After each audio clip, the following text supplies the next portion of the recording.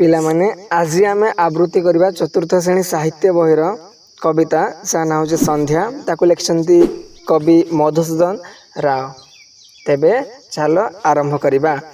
ଅସ୍ତ ହେଲେ ଦିନ ମଣି ହେଲା ଦିନ ଶେଷ, ଆସଇ ରଜନୀ ରାଣୀ ଧରି କଳା ବେଶ।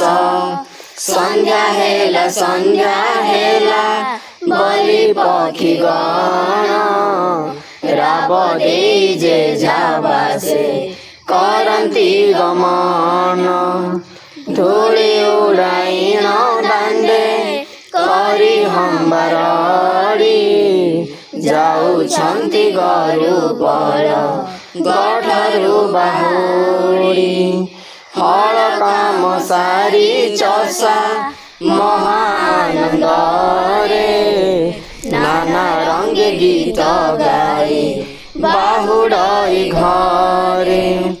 ଚାହୁଁ ଚାହୁଁ ଅନ୍ଧକାର ଘଟଇ ଗଗନ, ଆବରଇ ଜଳସ୍ଥଳ ପର୍ବତ କାନନ।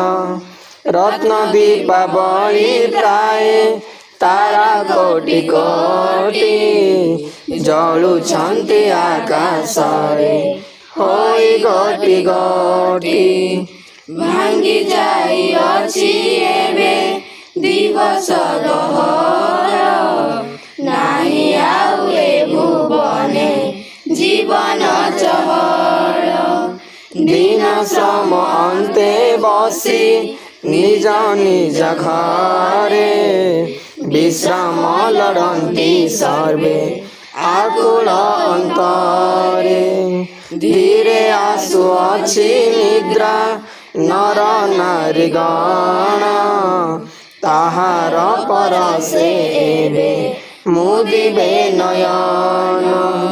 ଅସ୍ତ ହେଲେ ଦିନ ମଣି ହେଲା ଦିନ ଶେଷ, ଆସଇ ରଜନୀ ରାଣୀ ଧରି କଳା ବେଶ। ଆସଇ ରଜନୀ ରାଣୀ ଧରି କଳା ବେଶ, ଆସଇ ରଜନୀ ରାଣୀ ଧରି କଳା ବେଶ।